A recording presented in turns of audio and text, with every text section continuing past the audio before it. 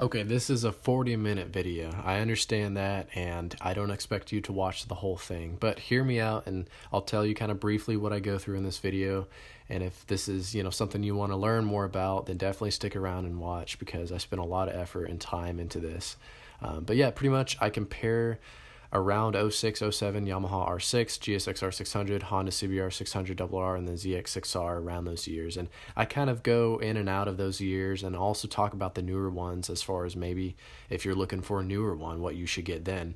But yeah, I go through price and availability of used models of these bikes around 2006 and 7, peak power, peak torque, weight, exhaust, comfort, passenger comfort, looks, clutch feel, braking, suspension, curves, track feel, shifting smoothness, shifting, staying in gear, hitting false neutrals, throttle feel, recalls, reliability, maintenance, parts prices, and adding all of those up, I just kind of go through a list.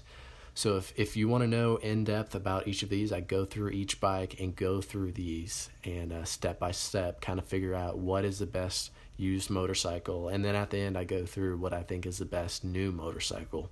And yeah, I give my opinions, and I've also talked to friends of mine that have owned bikes and ridden all of these bikes much more than I have, and kind of use their opinions to put in this video as well. So yeah, if you want to stick around for 40 minutes, then go for it.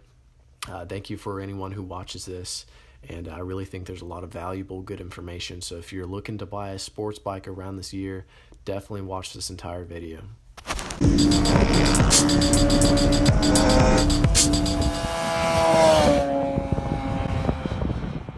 What's up guys, it's the Gold Baron, and today we're going to be going through the Kawasaki, Yamaha, Honda, Suzuki sport bikes, and I can't compare them all, so I'm specifically going over the 600 class of 2006 for all of these different models. And 2006 is the year I chose just because it's a pretty common year for these bikes to be on Craigslist and whatnot, and it's a common year for a beginner to go and look for a sport bike around these years because you can pick one up for $28,000 to $4,000. And when I was picking up sport bikes, I really was kind of naive as far as what to get, and I just wanted to make a good video comparing lots of different things like brake, clutch feel, suspension, curves and track feel, shifting smoothness, throttle feel, maintenance and ease to work on, part prices, reliability, looks, comfort, exhaust, weight, power and range of power, and price and availability. So a lot of these things I can't just specifically go off of the 2006. So some of this is just coming from research I've done as far as the general reliability of each of these brands and other things to that nature. I also want to say that everything I say in this video isn't going to be perfect. Some of this stuff is coming from my own opinion, some of it's from online research I've done, and some of it's from other people that I've heard and talked to about these motorcycles and their opinion on them. First off is price and availability of these bikes, and I will probably throw up the OEM prices of these bikes. But also, I just real quick jumped on Craigslist. I live in Texas, and so from Dallas and Houston, those were the two places I looked. I found about 15 Suzukis available, 8 Kawasaki's, 10 Yamahas, and 6 Hondas. And I think what that says is a lot of Suzukis were made and are out there and available, as well as Honda and Yamaha. I think Honda is a little more rare from what I've seen. They're usually hard to come by a good, 2006, 2007, 600. Kawasaki's are also a little bit rare, but I also think, in my opinion, that they're less reliable, so there's a lot less working and running properly bikes out there for Kawasaki. Suzuki has 124 and 51.3, Yamaha 135 and 51, Honda 117, 48.7, Kawasaki 130 and 51, and this is again for the Kawasaki 636 ZX6R. Now for the Honda, I could not specifically find one that was ram air, and all of these other values for the other bikes are included with ram air as far as the max values. And I went ahead and put together a sort of chart comparing the feel from what I felt when I rode these bikes of how they feel as far as power goes. Now, this is not actual numbers or dyno numbers. I just drew something out physically with my own hand that kind of showed what I would interpret as the power I felt when I rode these bikes. So Suzuki's blue, Yamaha black, Honda is red, Kawasaki is green. You can see starting off with Suzuki, it has a little bit more torque, I felt like, down low compared to Honda and Yamaha, but then at the top just kind of evened out. Now, out of all four of these, I felt like Suzuki has the most linear power feel to it. Coming up next is Yamaha. Yamaha is very smooth with power as well and is pretty predictable, but it has a very strong pull up at the top and has a very linear strong pull up at the top, and probably from what I felt has also, just like the real numbers show, definitely has the most horsepower and peak power out of the four. Honda has very similar feel down low to Yamaha, but hits this spike a little harder than Yamaha does when you hit the max horsepower. You have this jump in the power that you can kind of see on this. And from when I rode, I think it was a 2007 CBR600rr, you kind of feel this very specific point in the RPMs where it pulls very suddenly. And it's not bad, but it's a little difficult to get used to. And as you can see, the Kawasaki has a little bit more jumpy torque down low, so it pulls a little harder down low in the lower RPMs, but it kind of evens out with Suzuki and Honda up top from what I could feel, and definitely isn't as fast up top as Yamaha, even though it is a 636. Weight is pretty self-explanatory on these. I would like to point out that Suzuki and Yamaha have a side exit exhaust, and with the cats removed, I feel like they would have a lot less weight on them compared to the Honda and Kawasaki, and maybe would be comparable to the Honda, because both the Honda and Kawasaki during these years have an undertail exhaust, which overall I think can add a bit more weight. But yeah, the rest of the numbers are pretty self-explanatory. I couldn't tell a big difference when I rode them. Now, what do I mean by exhaust? I'm not talking about the sound of exhaust. I'm talking about the ease to work with and put on an aftermarket muffler and to remove the cat. So for Suzuki, I gave it a 5 out of 5 because it's a side exhaust, so it's not a tail exhaust, which is a little bit less weight. And it's, I want to say, only you have to unscrew some bolts. There's no cutting, or it's not welded on. So I gave that a 5 out of 5. I gave the Yamaha a 4 out of 5 because it is welded on, the catalytic converter. And to take that all off, you have to take off the entire headers and exhaust itself to cut that off and to put a mid-pipe on. But it's also a side exhaust, not an undertail, which I prefer and I think is better.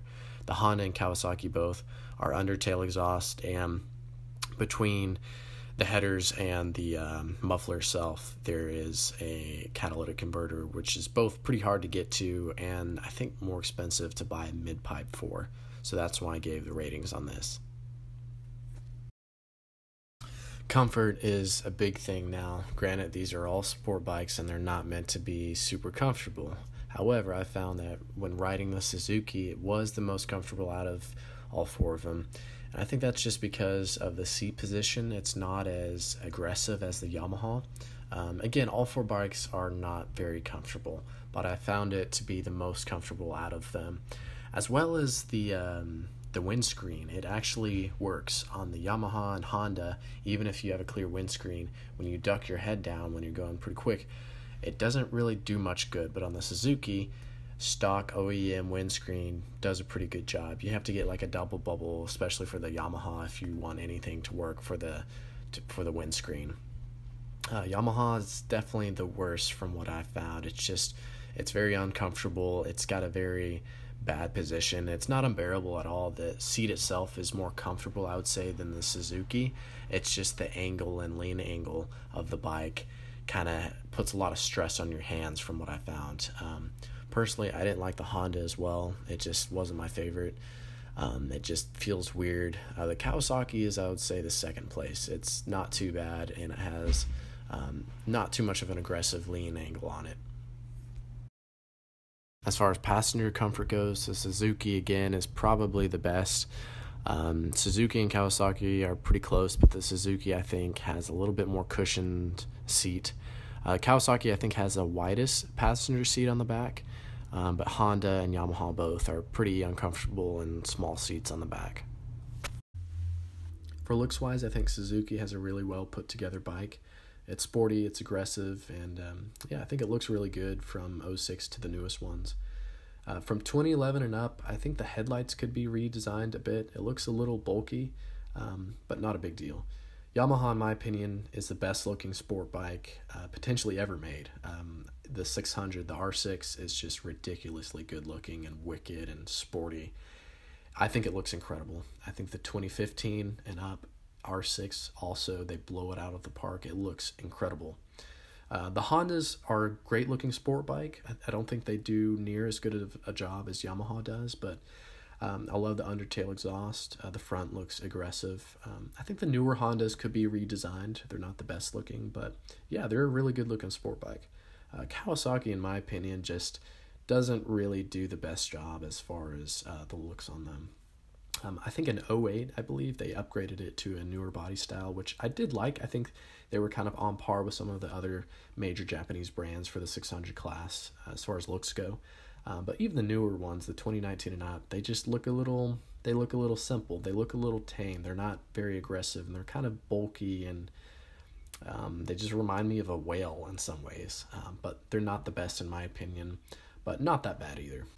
Clutch feel is very important for a sport bike, and Suzuki just seems to do it right. Their clutches are very smooth, they're predictable, and they're forgiving. And their bikes are very easy to launch for the 600 and 750s that I've been on. With that being said, though, their clutches are known to go out. I've replaced many myself, and they're not the most reliable clutches. Yamaha is a lot tighter feeling. From what I've experienced, it grabs at a certain point, so it's a lot harder to launch the bike. But from what I've seen and felt, it seems like a much more reliable clutch. Honda does not have a slipper clutch on their bikes, and it's less forgiving than others from what I felt. It's not a bad clutch. It's not as smooth as the Suzuki and not as strong as the Yamaha. It's somewhere in between. And because it doesn't have a slipper clutch, maybe the clutch will last longer. I'm not sure on that. But yeah, Honda's all right on their clutches. It's not bad, but not as smooth as the Suzuki and not as strong as the Yamaha. Kawasaki's, by far, from what I've ridden, just don't have a very good clutch feel. And what I mean is it has a very loose feel to it. It feels like the springs in the clutches are not very tight and that the clutch is going to burn out after like 10,000 miles. A friend of mine and several other people that have had a Ninja 400, their clutches go out after a few thousand miles. I mean, the bike is brand new, and after 2,000 miles, the clutch just goes out. And that clutch feel on the lever of the Ninja 400 feels very similar to the Ninja ZX6R. So I have doubts on how long the ZX6R clutch will last. I wonder how long it'll last. And so it just feels kind of loose and cheap and not very reliable on the Kawasaki. Suzuki is smooth, but it's not loose like the Kawasaki is. You know, I'm not a big fan of the Kawasaki clutch feel at all. Braking is very important, and keep in mind I'm mainly referring to the front brakes, and the brakes are something you can pretty easily change up and put on steel braided brake lines or different master cylinders, so this is something you can customize. But Suzuki, from my experience, has really good brake feel. It's very linear, it's strong, it's predictable, and it doesn't catch in a certain point. So Suzuki does a great job, and Suzuki was one of the first brands that really started putting a bunch of Brembo stuff on their bikes. I think they started doing that in 2011, which is a big plus. At the same time, Suzuki also had a major recall from 2004 to 2013 with their master cylinders, which is, I mean, that's bad. That's really bad. And I think if you go to a dealership and you haven't had it done to your bike, they will replace it for free. And so you can get it taken care of. So it's not really a big issue because it's free to get it taken care of. But that's still kind of bad that was an issue that Suzuki had. But overall, if they're working properly and you have that recall done to your bike, they feel excellent. 5 out of 5 for them. Yamaha is in the same boat. My 06 actually comes with stock a Brembo master cylinder. And the braking on my bike feels just as good as Suzuki. And just feels excellent. Again, very linear. It doesn't catch at a certain point. Very smooth braking feel. Very strong, you know. The Hondas I've ridden are not as good as the Suzukis and Yamahas. They're not bad, and I haven't really ridden hard the newer Hondas, so I can't really speak to those. but they're just not as linear and as smooth as the Suzukis and Yamahas I've ridden. A Kawasaki really falters in this area again. I hate to say it, just the ones I've ridden aren't the best. And the biggest example I can give you is I've ridden a 2019 Kawasaki, and the brakes catch at a certain point. It's bad. You'll pull them in about a half an inch, and then it catches really hard at a certain point, and it's not linear. It just doesn't have a linear feel. Now, maybe it was just the bike I rode, and maybe I got a bad experience, but I've also ridden several other ZX6Rs, 2 or 3, and I know that's not a wide range, but the brakes just don't feel as good as the Suzuki, Yamaha, or Honda at all. So suspension is very important, but really, in all honesty, a professional should tune the bike for the rider and for the riding conditions. So take all this with a grain of salt, because these bikes, I may have ridden them when they weren't tuned properly for my riding style or for my weight, etc. But overall, I think Suzuki has a very friendly, predictable, smooth ride. Similar to many other components on the Suzuki, it's just smooth and predictable and good. Yamaha and Honda do a little better in the corners, but overall in street riding, I think they're a little more aggressive and sharper. Now, I think this is probably the case because the Honda and Yamaha have a little more aggressive riding position, and maybe that's all, you know. But overall, the Suzuki does, I think it does a better job on the street than the Yamaha and the Honda does. Kawasaki's I've ridden, the ZX6Rs I've ridden, just feel kind of cheap. Even, you know, I rode that 2019 I've mentioned before, and it just felt kind of cheap. And maybe it just because it wasn't set up properly for me, but it just doesn't seem to ride as good as any Honda or Yamaha I've ridden. So this is kind of getting into the details, and this is more of a track-focused feel and how a bike feels when you're pushing it hard or on the curves. And a lot of this information I'm about to share with you is mostly coming from my buddy Caleb, and he's owned more bikes than I can ever have in my life and has done so many track days. He's an exceptional rider, and I really respect his opinion on these bikes because he's taken the R6, GSXR 600, CBR 600, Kawasaki's out on the track and really felt how they do and perform. So in all honesty, Suzuki performs really well. It's a solid track day bike, and it has great brakes, great feel, predictable. Not the best throttle control, not the best suspension, maybe not the best transmission. It's a little loose on the transmission. That's still a really solid bike. Yamaha and Honda, very similar, very precise, very great bikes on the track, but I think the Yamaha outperforms the Honda a little bit in power and just precision. It's very precise. You treat it aggressively, and it just really performs well. And then this is from his words, the Kawasaki just really is kind of lacking. It's not the best on the track. The suspension, the braking, the throttle feel, I mean, everything is just not precise. It's not honed in. It's just doesn't feel like as quality as Honda, Yamaha, or Suzuki on the track. It feels sloppy. It feels dangerous when you're riding it. It just doesn't feel like it's supposed to really ride the track and perform well at it. How does the transmission feel on these bikes? Well, shifting smoothness, kind of just cruising around town. The Suzuki feels like butter. It has a great transmission feel. It's very friendly on the rider. Yamaha and Honda, it's a little more stiffer. It kind of clacks into gear, and you have to give it more effort with your foot when you're shifting. Kawasaki is as smooth as Suzuki, but why I didn't give this a high rating in the shifting smoothness is when you're cruising around town, it doesn't feel bad, but it feels like a cheaper transmission than any of the other three brands. And especially when you're trying to find neutral, it's tough to. I rode the 2019 ZX6R, and it was tough to find neutral coming to a stop. I mean, that's ridiculous. Never had that issue on my Yamaha. It's very easy to find neutral on my Yamaha, and compared to my Suzuki, my 07 Suzuki, it's a much better transmission. So as far as shifting, staying in gear when you're really hauling ass, or hitting a false neutral, I don't know if you've ever experienced one of those, but Google it, see what that means. Suzuki, when my 07, when I was riding that bike hard, it would hit false neutrals between 4th and 5th or 5th and 6th. I would shift using the clutch, or sometimes without using the clutch, and it would rev out. You know, it hit a false neutral between gears, and it just felt cheap. It felt unpredictable. It felt like it would fall out of gear and it was going to break sometime. That's one of the reasons why I sold it. It was just, The transmission on Suzuki's, when you're really hauling on them, feel kind of sketchy. They're not as tight. They're not as locked in as the Yamaha and Honda is. Overall, I think the Yamaha is extremely tight when you're hauling ass. Never have had it fall out of gear or hit a false neutral or miss shift.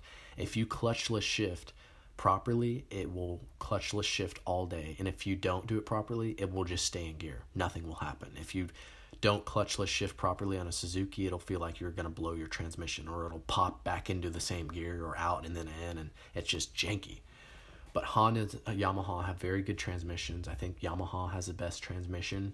It's very tight, but when you're really hauling ass, it's exquisite because it's just locked in.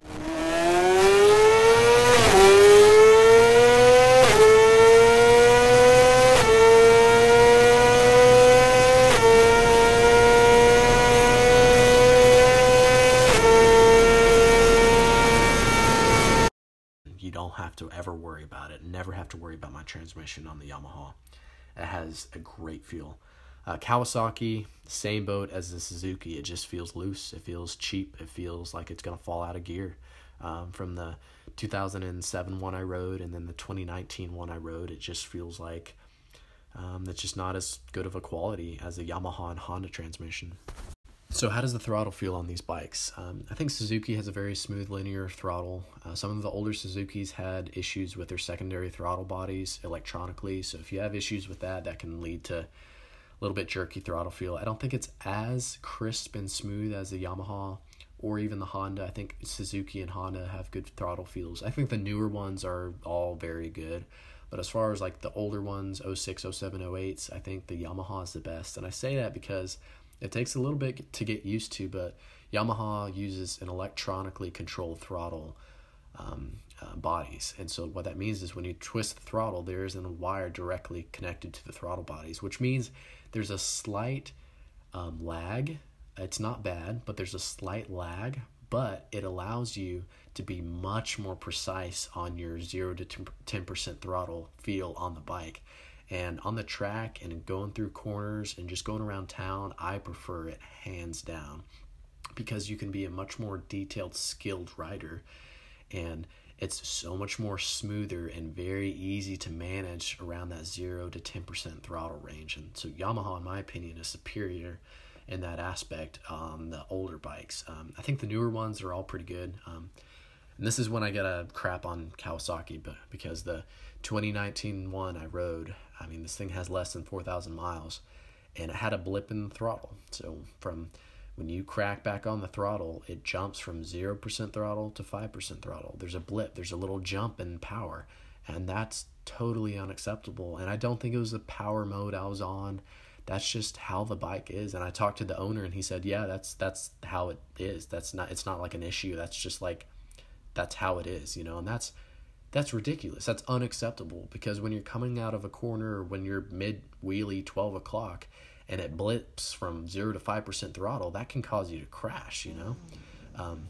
Also, the older Kawasaki ZX6R, like the 06 or 07 one that I rode, it had that same issue, but 5 times as worse. Instead of 0 to 5% jump, it had like 0 to 15% jump in throttle. So, like, on a turn, if you were in first gear, you couldn't manage the throttle. You'd have to be in fourth gear on a 40-mile-an-hour turn to feel comfortable, because if you blip the throttle, it would jerk the bike. I mean, it's unacceptable the way the Kawasaki feels from 0 to 10% throttle. It's unacceptable. I'm using the GoPro for this. I don't really have any good screen recording software. So this is the National Highway Traffic Safety Administration, and here they pull up recalls, investigations, and very common complaints that people report. So we're just going to go through all the bike brands around 2007 and see what we find. So 0 recalls, 15 complaints, and I think one of these complaints has to do with the valve cover leaking oil, which was a big issue for Kawasaki. And so I'm not going to click through all these, but yeah, valve cover, oil leaking. But yeah, 15 complaints, not bad. Seems like a decent bike.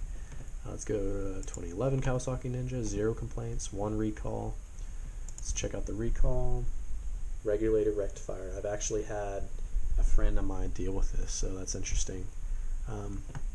Let's go to Yamaha. One recall, one complaint, '07 Yamaha R6. That's good. So the recall is for a reflector height, which is kind of bullshit, not really something we're going to pay attention to.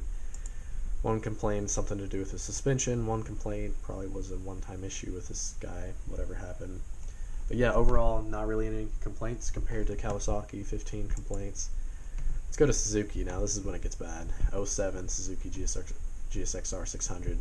One recall, which is the brakes, I believe. Yeah, the front brakes had a recall. Then yeah, so electrical system was the worst one, and that's just stator rectifier, and I'll probably talk more about that later. But yeah, it was just known for having a bad rectifier stator, and look at all these complaints, you know. So that's pretty bad. Not something you want to see. '07 GSXR 600. So a lot of issues with that, you can see, compared to Yamaha and Honda, just probably not the best. '07 750, again, many complaints. Electrical system, structure. Cracked frame, wow. And if you think about it, for someone to go and report this, probably means that was, you know, seems like, and you know, okay, he could have wheelied this right, but it seems like, okay, Suzuki and Kawasaki, especially Suzuki, has a lot more issues with their bikes than compared to Honda and Yamaha around these years. So just keep that in mind on these. And they had more prevalent or relevant recalls for the Suzuki for the front brakes. So reliability, I'll get straight to it. Suzuki's a 3 out of 5. They have a lot of issues on the '06, '07s, and some of these aren't the same for the years after or before, but one of these is the fairings coming off, so just not the best fairing designs, being cheaply made and being cheaply held on to the bike. Some of this is because people replace them with cheap aftermarket fairings, but I've seen people with OEM fairings having issues with them popping off. The biggest issue by far is the rectifier and stator issues. Suzuki put in very poor rectifier and stator on the Suzuki 600 and 750s around these years, even the 1000s, and if you replace them with quality parts, they won't be an issue, but pretty much if they haven't been replaced, you're gonna have an issue with them and you're gonna have to be replaced. I've even seen a rectifier allowing the bike to overcharge itself and blowing the ECU. I've seen that happen, and you can read about it happening online. That happens. So you got to be really careful about that. I've also seen a couple times of the C28, C29 error codes with electronics, and I sometimes wonder if this happens because the rectifier is letting the bike being overcharged and too much voltage is being put into the bike. So it's hard to tell, but I've seen those errors too. The clutch is something that's very common on Suzuki's to go out. It's just not the best made. I think that's because it has a really good clutch feel, but it just doesn't last that long. Fork seal is very common with any of these bikes. That's just kind of an age thing of the rubber giving out after a certain time period. That's very common. That's not really something you have to replace that on every bike. Engine bolt breaking. I've seen several times the engine bolts snapping or coming out. Some of that's, I think, because people put in cheap frame sliders and don't torque them properly, or use cheap bolts, or don't put Loctite on. But still, also Suzuki uses 4 bolts to hold the engine onto the frame, and Yamaha and Honda uses 6 or 7 or 8. You know, I've heard of wheel bearings going out and the transmissions being a little loose and blowing on Suzuki's as well. So overall, not the best rating for Suzuki, 3 out of 5. Honda and Yamaha are right up there. I mean, they're both very reliable. They both have some issues with their cam chain tensioner. That's something you can replace with a manual one or a newer one that is redesigned by Honda and Yamaha on their newer bikes, and you put those in and it seems to work fine from what I've read, but really no big issues with Yamaha or Honda. Their stator, rectifier, clutches all seem to last well. Fork seals, very common. Yamaha does have idle issues with the 06, 07s and potentially years after that. They don't idle well when they're cold, and they sometimes tend to die. But I think that's an ECU flash away from being fixed, you know.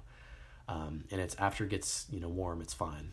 Kawasaki is a little worse than Suzuki. It has all the same common issues of the charging, stator, rectifier, and then, you know, the biggest one on this one is the valve cover gasket blowing and leaking oil everywhere. I've heard around between 05 to 08, I think it had those issues. Very common problem. I think they even had a recall for that because it was so bad. I had that happen to a buddy that had an '07 or '08 one.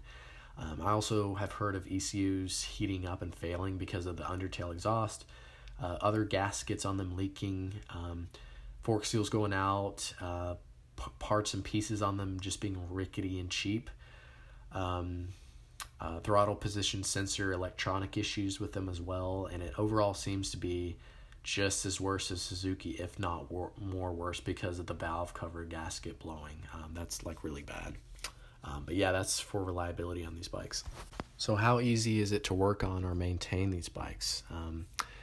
I pretty much do all of my maintenance on my bikes and have done a lot of things to many different brands of bikes. I've done engine swaps, fork seals, chains, tires, ECUs, lots of different stuff, spark plugs, all that stuff. So in my experience, Suzukis are pretty easy to work on. The fairings from 2006 to the newer ones are pretty easy to come off, pretty straightforward. They're very easy to change the spark plugs. You just pull up the tank, take off the air box, and they come right out. The rectifier and stator are both things that are pretty straightforward to change and things that go out. The clutch is also pretty easy to change. You can get a whole clutch kit of the gasket, the plates, and all that OEM for like $100. Yamaha is kind of a pain to work on. The fairings stay on, but they're a little hard to come off compared to the Suzuki. It's very tough to change the spark plugs on the '06, '07s because of the way the frame is set up inside. It's very hard to get to the spark plugs. It's a little hard to change the oil because the oil filter's up on the side. The Suzuki, it's a little easier to change the oil filter. Honda is pretty easy to change the oil. It's a little hard to take off the fairings. My buddy with an '09 CBR600 says it's kind of a pain to get on and off the fairings, and I've heard that several times about them. It's a bit hard to do the clutch, but it's something that, I haven't heard you have to frequently do. It's kind of hard to do the spark plugs on the Honda too. Kawasaki is pretty close to Suzuki. It seems like the fairings come off pretty easily. It's pretty easy to change the spark plugs, pretty easy to change the oil. I think the oil filter is in a bad place, so that's one thing that's not the best. Rectifier, stator seems like they're pretty easy to do. The clutch is also pretty easy to do, so not as easy to work on because of the oil filter as the Suzuki, but better than Yamaha and Honda for sure. So part prices, and before I go into this, I wanted to say that when you're looking at the exploded view for, I think it's like Kawasaki Parts House, and they have stuff from Kawasaki of the parts exploded view, and Kawasaki has a really crappy way of how they have their parts listed in the exploded views. It's like all numbers and stuff, and I just remember it being really confusing to find parts for Kawasaki's as compared to Suzuki, Yamaha, and Honda. So I just wanted to mention that before I got into this. It's just kind of a bitch to find parts on their exploded parts view that Kawasaki has. Anyway, and you can look at this information yourself. It's pretty self-explanatory, but overall Yamaha has pretty cheap parts, stator, rectifier, cheap and expensive fairings, clutch kit. Suzuki has the cheapest clutch kit. Kawasaki doesn't seem to sell an OEM clutch kit. The springs, gasket, and the plates, you have to order them all separately. There's no one that sells clutch kits, and I think that's because those bikes, I think they either aren't very common because they're not around, or maybe maybe people don't buy them a lot. But anyway, you have to get a Barnett's clutch kit for that. But yeah, overall Yamaha is the cheapest, seems like the cheapest parts to replace. Honda is next, and Suzuki. The stator, rectifier, and clutch are definitely something you're going to have to replace, and they're definitely not the cheapest. Kawasaki seems like it's the worst, though. So in conclusion, I want to go over two things. One, what would be your best choice as far as buying a used motorcycle around 2005 to 2010? And two, what would be your best choice of buying a 600 class cc motorcycle today, a new one? And so I think overall, we've seen that the Suzuki is a really friendly, very user-friendly, fun bike, good braking, smooth suspension, smooth shifting, pretty easy to work on, pretty easy to find on Craigslist, very common bike. But where it suffers is it has not the best transmission. It doesn't have the best reliability, but I think it's something where if you fix the rectifier and stator and a clutch with really quality parts, it can be a really good bike.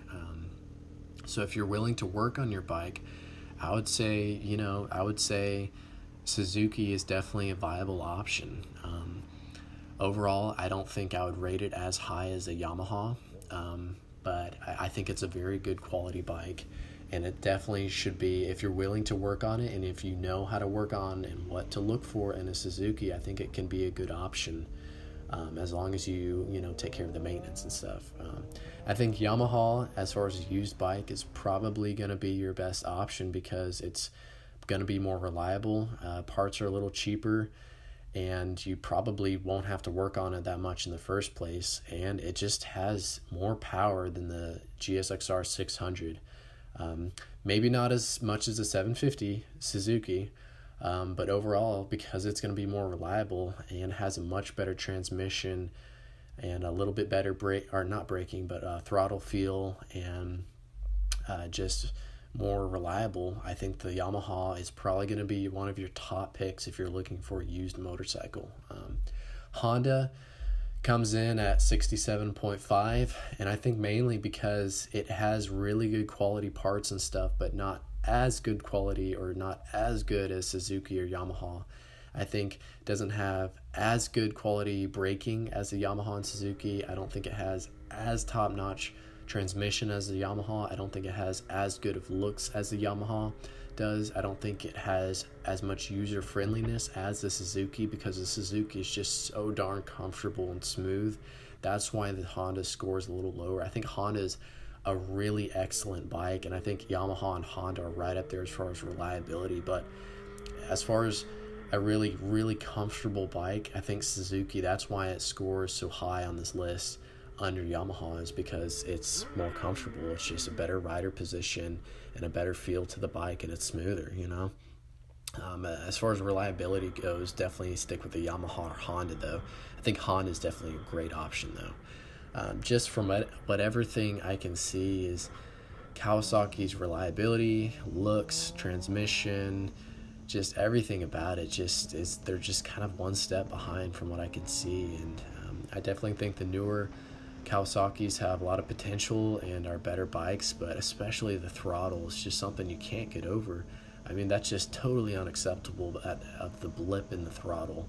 From what I've ridden, that's just totally unacceptable. Of those used ZX6Rs have that blip in throttle and just are cheap. They're not as reliable.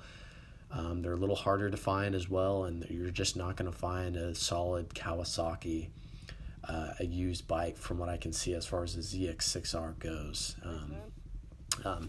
But yeah, stepping on to what if you're trying to get a new used bike, what happens there? And I think overall Suzuki has definitely improved upon their reliability and their looks a bit and their transmission a bit as well. So I would probably have to score them around a 78 as far as just if you get a 2018, 2017 Suzuki.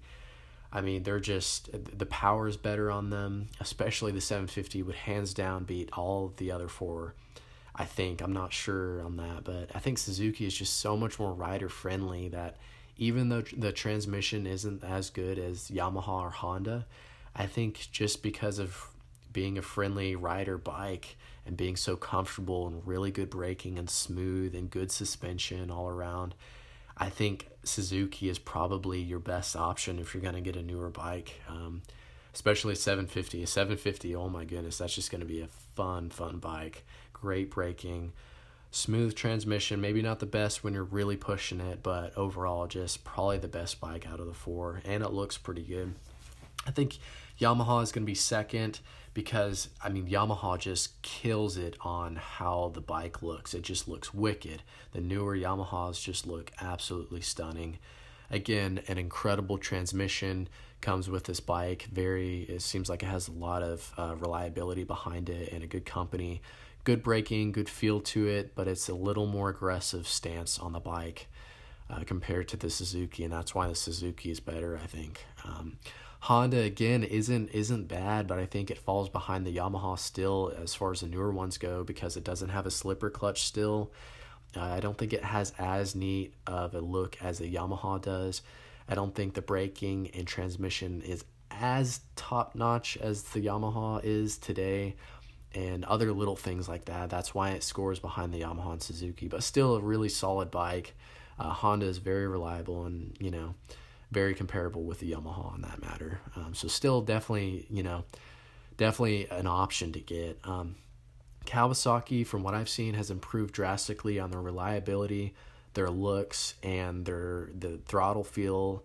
But the braking, the blip in the braking that I felt on the newer ZX6R 2019 that I rode, and then it just feels still kind of cheap. It just feels like there's something lacking. It just feels cheaper, and feels like a Suzuki, but Suzukis are just so much smoother, and they feel better than the Kawasaki, and I think they're hands down below the rest of the brands still, even if you're looking at newer ones. But yeah, that's my opinion. I think, you know, I don't have the best opinion out of the four, but I did my best to, you know, be fair about it, and also to seek counsel from people I really trust and have ridden these bikes more than I have, and I tried to do my research. So yeah, hopefully this video was informational. So it looks like if you're going to get a used bike, if you're not comfortable with working on a bike, get a Yamaha or Honda. If you're comfortable with working on a bike a lot, get a Suzuki, and be prepared to replace the rectifier and stator and have some issues with it potentially. If you're going to get a new bike, I would just go with the Suzuki. I mean, you can't go wrong. If you want something potentially a little more reliable but a little more aggressive, then yeah, get a Honda or a Yamaha for sure. But overall, I would still say to stay away from the Kawasaki. Anyway, hope this video was informational. I'll see y'all.